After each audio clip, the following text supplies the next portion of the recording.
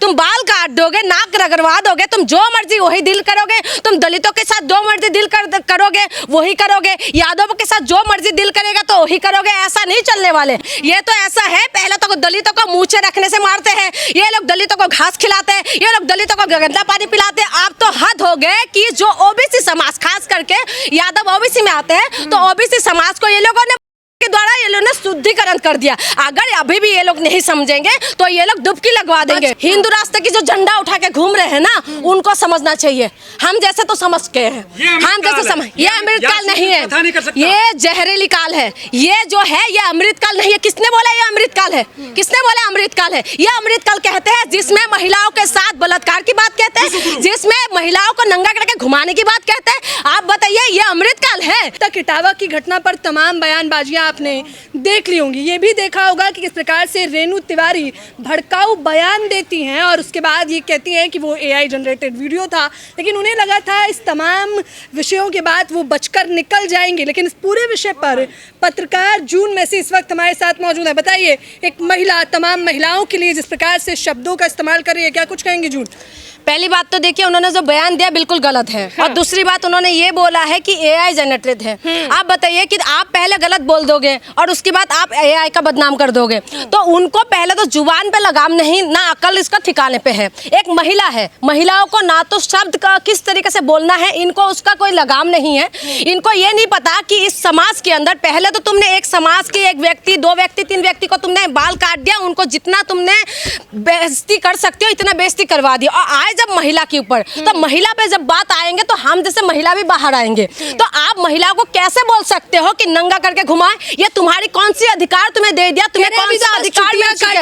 वही तो कह रही हूँ, धमकी नहीं चलेगा भाई। तुम किसको धमकी देने आए हो? तुम बाल काट दोगे, नाक रगड़वा दोगे, तुम जो मर्जी वही डील करोगे, तुम दलितों के साथ जो मर्जी डील करोगे वही करोगे, यादवों के साथ जो मर्जी डील करेगा तो वही करोगे। ऐसा नहीं चलने वाले। अब तुम्हारी राज नहीं है, तुम किस अधिकार से और किस उस पे तुमने रख के इस तरीके के बयान दिया कि महिलाओं को नंगा करके घुमाए। इस देश के अंदर क्या मणिपुर फिर से करना है इनको? क्या देश के कोने कोने पे जाके क्या मणिपुर को फिर से बनाना है? जिस तरीके से मणिपुर में महिलाओं के साथ किस तरीके की बर्ताव हुआ पूरा देश ने देखा, देश दुनिया ने देखा। क्या वही चीज ये फिर से चाहते हैं कि इस बार जो है यादव समाज को आप टारगेट कर रहे हो? क्या यादव की महिला क्या महिला नहीं है? इस देश के अंदर महिला सिर्फ महिला होता है। महिला की ना तो जाति है ना तो कोई धर्म है। महिला बोलते सारी धर्म के लोग इस तरफ आते हैं और सारी धर्म के लोगों को इस बात को समझना पड़ेगा कि ये जो क्या नाम है इनकी, रेणु तिवारी, इनको खास करके जो है इस बात के लिए इनको नाक रगड़वाना चाहिए। इनको नाक रगड़वा के इनको माफी मंगवाना चाहिए। खास करके जिस समाज के लिए इन्होंने बोला है वो समाज जोर शोर से बोलना चाहिए कि नाक रगड़ो और माफी मांगो। एफआईआर तो हो चुकी है रेणु तिवारी पे, अब क्या चाहिए? देखिए, एफआईआर हो रहे हैं ना, एफआईआर हुआ है, पुलिस इन्वेस्टिगेशन करिए और पुलिस से जो पनिशमेंट देंगे उसमें हम एग्री है। लेकिन जिस समाज के लिए उन्होंने ऐसे बोला है उस समाज के लिए इनको खुद माफी मांगना चाहिए। आप बताइए, महिलाओं के साथ आए दिन बलात्कार होता है, तब ये रेणु तिवारी कहाँ रहते हैं? जब महिलाओं को बलात्कार करके छोड़ दिया जाता है तब ये रेणु तिवारी कहाँ रहते हैं? मैं ये पूछना चाह रही हूँ। जब महिलाओं के साथ गलत काम होता है, जो दहेज के मामले महिलाओं को जला दिया जाते हैं, जब हस्बैंड डेली दिन रात जब महिलाओं को मारते तब ये कहाँ रहती है? जब ये कूद के आके जो बोल दी कि एक कथावाचक के पीछे जो पूरा महिलाओं ने कुछ करा, क्या महिला वहाँ कथा सुनाने गए थे? क्या महिलाओं ने इनको कुछ गलत बोला? क्या महिलाओं ने इनको कुछ इस तरीके के शब्द बोला या इनके घर में कुछ हमला कर दिया जिसकी वजह से महिलाओं को टारगेट कर रहे? क्यों कर रहे? कह रहे यादव कैसे कर सकता है कथा? ब्राह्मण। अरे मेरी बात सुनो, मैंने यही बोला है, पहले ही बोला और आज भी बोल रही हूँ, कोई ब्राह्मण से उतर के नहीं आए हैं, पहली बात। और दूसरी बात, ब्राह्मणों के मुंह से कोई आग नहीं निकलते। और तीसरी बात यह है कि ब्राह्मणों की 4 पैर और 5 पैर होते नहीं है। इनका भी दिमाग, जो सर है 2 नहीं होते।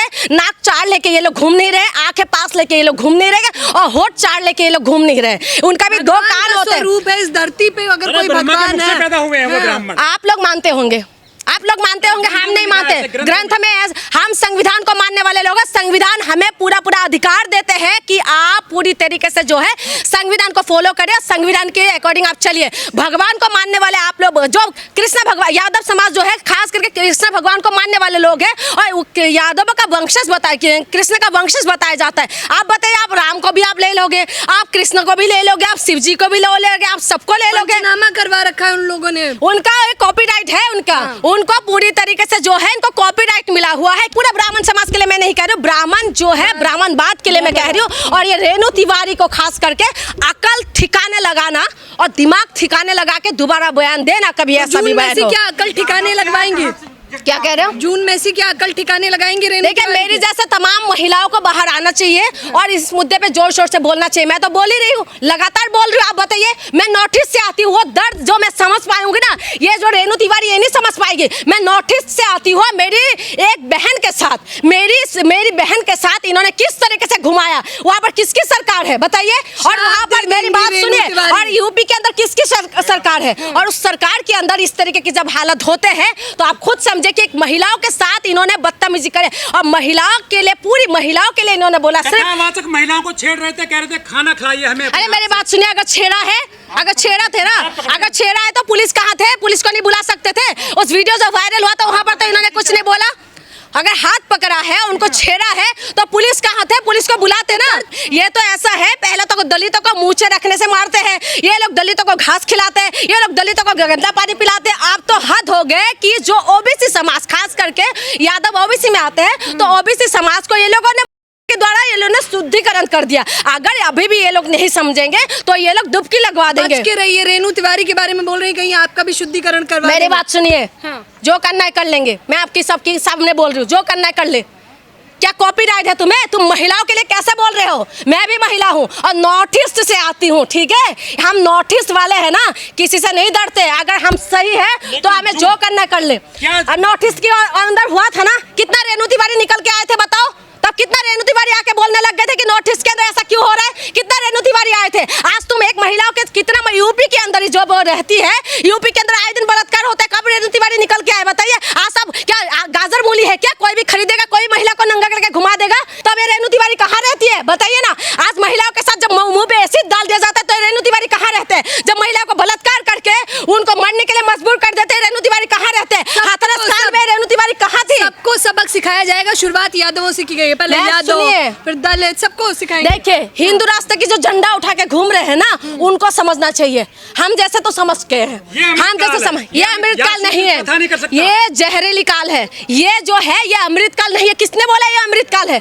किसने बोला अमृतकाल है? ये अमृतकाल कहते हैं जिसमें महिलाओं के साथ बलात्कार की बात कहते हैं, जिसमें महिलाओं को नंगा करके घुमाने की बात कहते हैं। आप बताइए ये अमृतकाल है जिसके अंदर महिलाओं को इंसाफ नहीं मिलते। जून में से एक वीडियो तो आपने सबने देखा कि देखिए अपराध के बदला अपराध नहीं होते, ठीक है?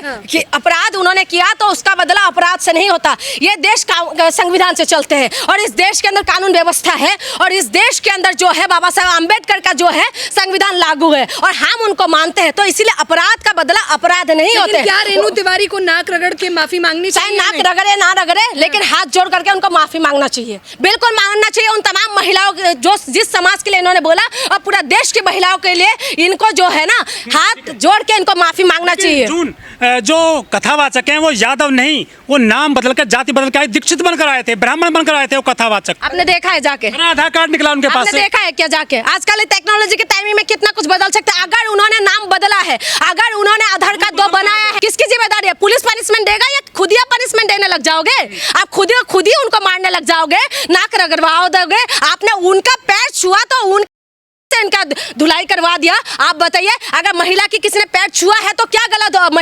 महिला ने अगर उनका पैर छुआ है तो क्या गलत हो गया? आगे जीवन जीने के लिए शुद्धिकरण बहुत जरूरी है। कोई शुद्धिकरण नहीं, आपको शुद्धिकरण करवाना है या आपको जाके लगवाना है? बताइए क्या लगवाना है क्या आपको? इसीलिए मैं बता रही हूँ ज्योति, आप भी समझ जाइए कि हाँ महिलाओं के लिए आवाज।